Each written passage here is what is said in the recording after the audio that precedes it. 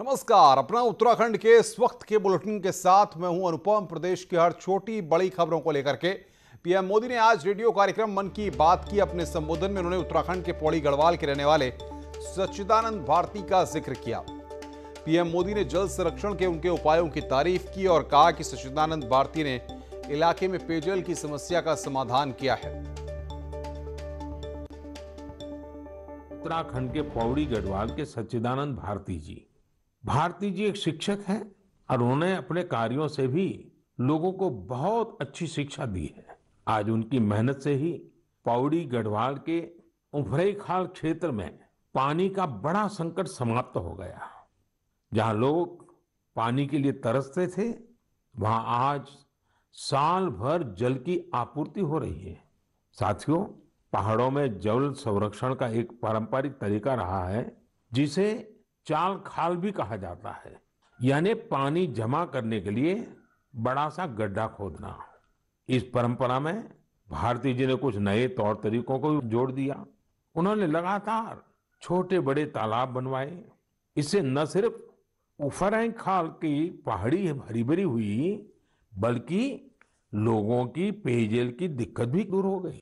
आप ये जानकर हैरान रह जाएंगे कि भारती जी ऐसी 30,000 से अधिक जल तलैया बनवा चुके हैं। 30,000। उनका ये भगीरथ कार्य आज भी जारी है और अनेक लोगों को। प्रधानमंत्री नरेंद्र मोदी ने मन की बात में वर्षा जल संरक्षण के लिए पौड़ी गढ़वाल के थलीसैंण तहसील के उफरैंखाल निवासी सच्चिदानंद भारती का भी जिक्र किया। सच्चिदानंद भारती 1989 से पानी राखो आंदोलन चलाते हैं। इसके तहत उन्होंने सूखे पहाड़ों पर कड़ाईनुमा गोलाकार के जल तलैया बनाकर पूरे क्षेत्र को हरा भरा कर दिया है। वर्षा जल संरक्षण के लिए भारती अभी तक उफरैंखाल और उसके आसपास के क्षेत्रों से 30,000 से अधिक जल तलैया बना चुके हैं। सच्चिदानंद भारती इन जल तलैया को बनाने में न सीमेंट का प्रयोग करते हैं और न ही प्लास्टिक का। साल 2000 में आरएसएस के तत्कालीन सरसंघ चालक के सुदर्शन ने भी उफरैंखाल पहुंचकर सच्चिदानंद भारती के इस आंदोलन की सराहना की थी। श्री मोदी जी द्वारा उफरैंखाल, उत्तराखंड के उफरैंखाल में जो चाल खाल जल तलैया वर्षा जल संरक्षण के लिए बनाई जा रही हैं, आज मन की बात में उनका जिक्र करके हमारे उफरैंखाल के और पूरे उत्तराखंड के और वर्षा जल संरक्षण के कार्य का जो मान बढ़ाया गया है, मैं इसके लिए उनका हर्ष भाव से, बहुत खुशी के भाव से हार्दिक आभार प्रकट करता हूं। और मुझे विश्वास है कि आज के इस वर्णन के बाद, इस जिक्र के बाद जरूर वर्षा जल संरक्षण के लिए जल तलैयों के इस कार्य को बहुत शक्ति और बल प्रदान हुआ। पीएम मोदी ने रेडियो कार्यक्रम मन की बात में औषधीय पौधों के गुणों की चर्चा करते हुए नैनीताल निवासी परितोष का भी जिक्र किया। पीएम मोदी ने कहा कि नैनीताल के परितोष ने उन्हें पत्र लिखा और मन की बात कार्यक्रम में गिलोय के औषधीय गुणों की चर्चा करने का अनुरोध किया। साथ ही गिलोय के औषधीय गुणों को बताया। आ गया है नास्ति मूलम अनौषधम, अर्थात पृथ्वी पर ऐसी कोई वनस्पति नहीं है जिसमें कोई न कोई औषधीय गुण न हो। हमारे आसपास ऐसे कितने ही पेड़ पौधे होते हैं जिनमें अद्भुत गुण होते हैं, लेकिन कई बार हमें उनके बारे में पता ही नहीं होता। मुझे नैनीताल से एक साथी भाई परितोष ने इस विषय पर एक पत्र भेजा है। उन्होंने लिखा है कि उन्हें गिलोय और दूसरी कई वनस्पतियों के इतने चमत्कारी मेडिकल गुणों के बारे में कोरोना आने के बाद ही पता चला। परितोष ने मुझे आग्रह भी किया है कि मैं मन की बात के सभी श्रोताओं से कहूं कि आप अपने आसपास की वनस्पतियों के बारे में जानिए और दूसरों को भी बताइए। वास्तव में ये तो हमारी सदियों पुरानी विरासत है जिसे। वहीं रामनगर में बीजेपी नेताओं ने पीएम मोदी के मन की बात कार्यक्रम को सुना, जहां बीजेपी के प्रदेश सह प्रभारी रेखा वर्मा, बीजेपी के संगठन मंत्री अजय कुमार, प्रदेश अध्यक्ष मदन कौशिक, प्रदेश महासचिव सुरेश भट्ट के साथ की बड़ी संख्या में स्थानीय लोग मौजूद रहे।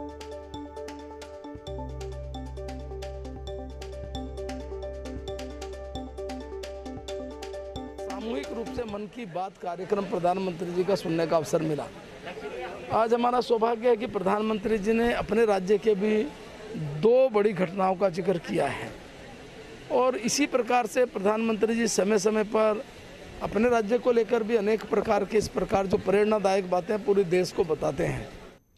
2022 के विधानसभा चुनाव को लेकर सरगर्मी तेज होने लगी है। इसी बीच बहुजन समाज पार्टी सुप्रीमो मायावती ने ऐलान किया है कि बीएसपी उत्तराखंड में अकेले चुनाव लड़ेगी। मायावती ने किसी भी दल से गठबंधन की खबरों का खंडन किया है।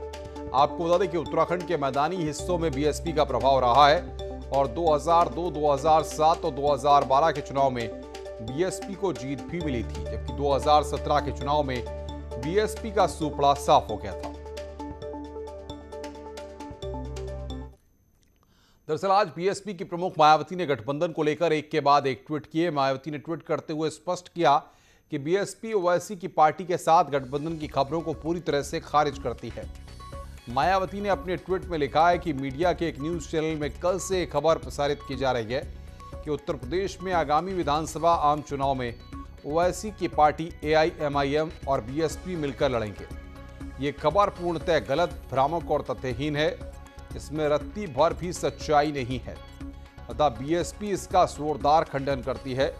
इस संबंध में पार्टी द्वारा फिर से यह स्पष्ट किया जाता है कि पंजाब को छोड़कर यूपी और उत्तराखंड प्रदेश में अगले वर्ष के प्रारंभ में होने वाला विधानसभा का यह आम चुनाव बीएसपी किसी भी पार्टी के साथ कोई भी गठबंधन करके नहीं लड़ेगी, अर्थात अकेले ही लड़ेगी।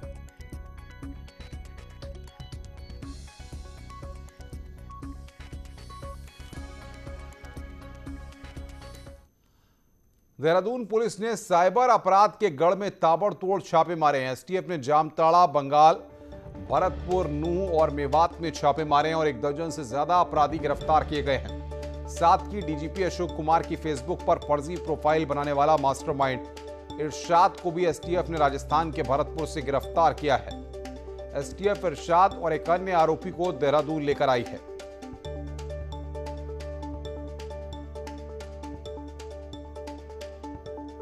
और बातचीत करने के लिए सत्येंद्र बर्थवाल हमारे संवाददाता हमारे साथ देहरादून से फोन लाइन पर जुड़ रहे हैं। सत्येंद्र, कहां पर छापेमारी हुई है और किन मामलों को लेकर ये छापेमारी की गई है? अंतुम मैं आपको बता दूं कि उत्तराखंड में ई सुरक्षा अभियान को तहत पुलिस और एसटीएफ की एक संयुक्त टीम पूरे देश में अलग अलग राज्यों में गई थी, जहां उनको एक बड़ी एक कामयाबी भी कह सकते हैं। जो टीमें गई थी उन्होंने 14 जो आरोपी यानी कि जो 14 साइबर से जुड़े जो अपराधी थे उनको पकड़ के लाई और अभी भी कुछ टीमें अभी भी अलग अलग राज्यों में दबिश दे दी है।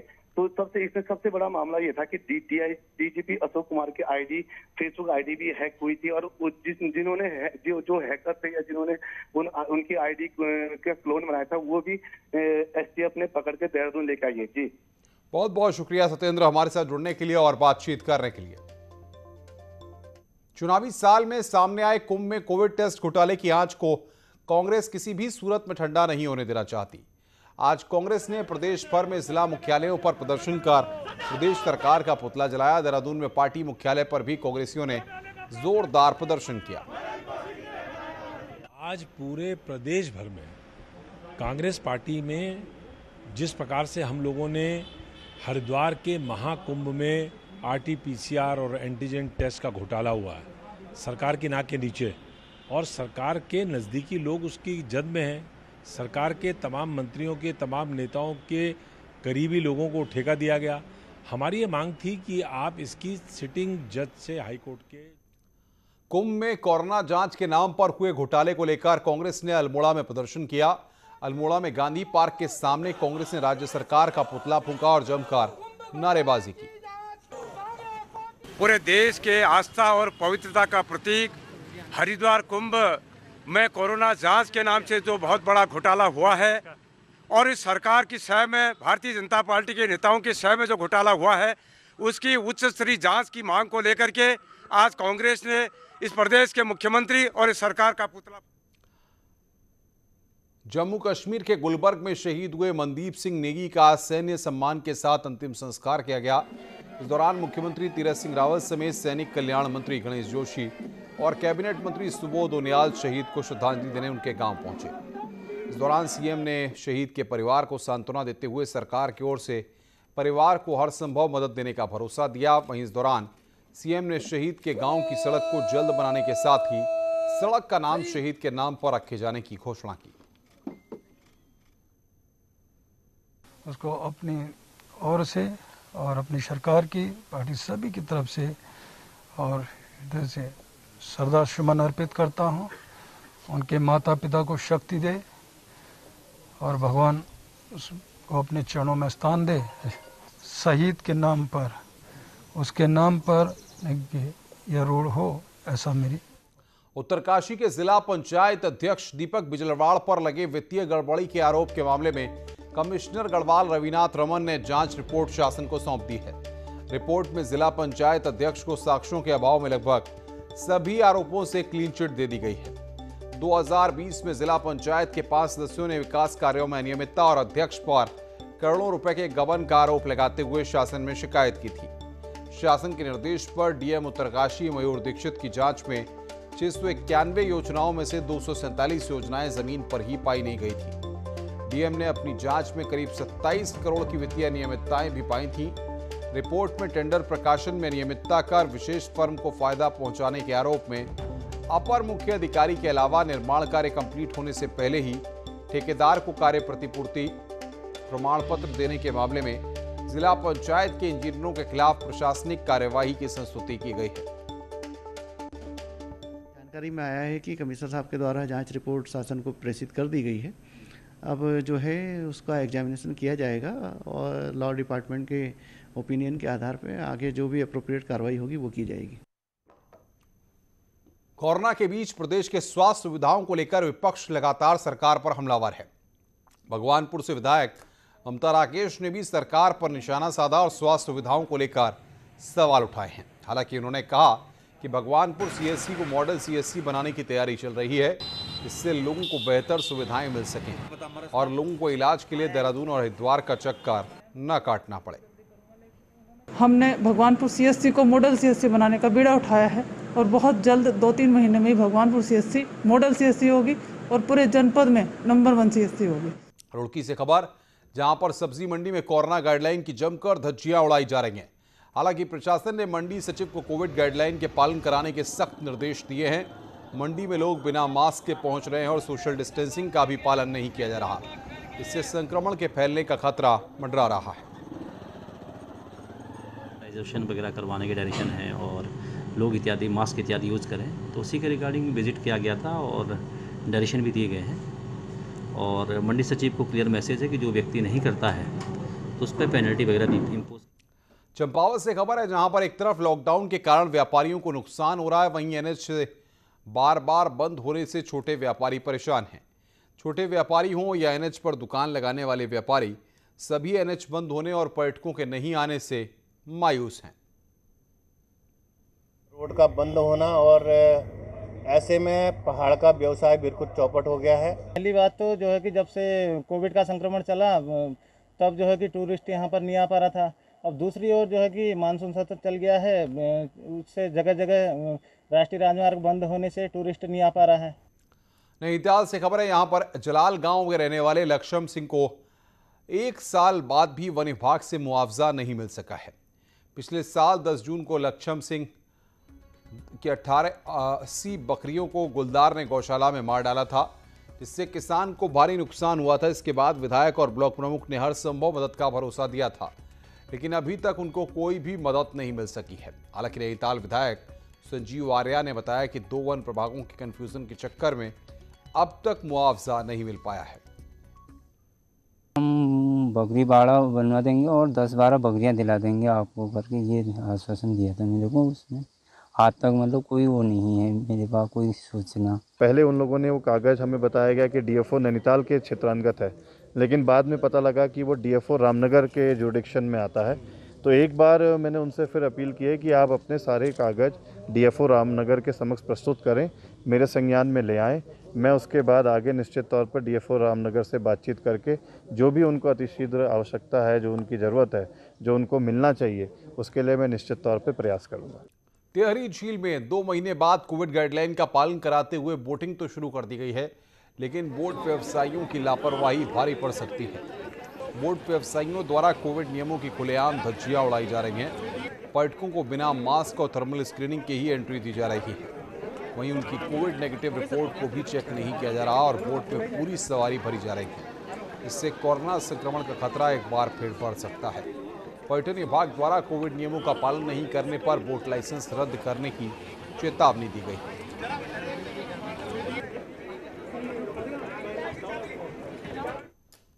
निश्चित तौर से हम लोग जितने भी पर्यटक वहां पर पहुंचते हैं उनकी RT-PCR रिपोर्ट के बाद ही उनको बोट में बैठने दिया जाता है। साथ ही अगर कहीं कोई व्यक्ति मास्क नहीं पहना हुआ तो उसको हम प्रेरित करते हैं कि मास्क पहने, ताकि जो है कोविड की गाइडलाइनों को पूरी तरह से फॉलो किया जा सके। जो सभी नियमों का पालन करके उसको संचालित करेंगे। किसी भी तरह की नियमों का उल्लंघन होता है तो बोटिंग व्यवसायिक या लाइसेंस निरस्त किया जाएगा, उस पर रुक रहे हैं यहाँ पर एक ब्रेक के लिए। ब्रेक के बाद जल्द हाजिर होते हैं।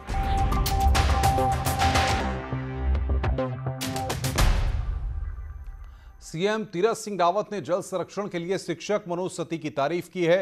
उन्होंने ट्वीट कर कहा कि मनोज सती, जल संरक्षण हेतु आपके द्वारा किए जा रहे प्रयास सराहनीय हैं। शिक्षक होने के साथ ही आपका प्रकृति प्रेमी होना अतुलनीय है। आपकी दी हुई शिक्षा न केवल बच्चों के उज्जवल भविष्य को बनाएगी बल्कि उन्हें प्रकृति संरक्षण की दिशा में प्रेरित भी करेगी।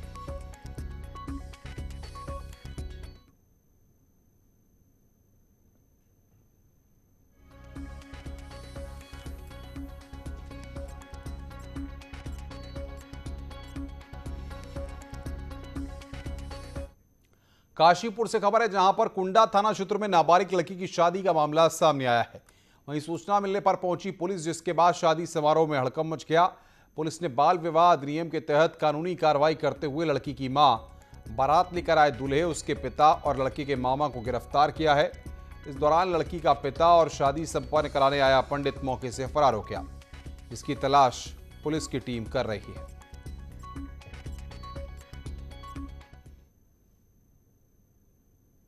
गांव करणपुर है हमारे क्षेत्र में, कुंडा क्षेत्र में।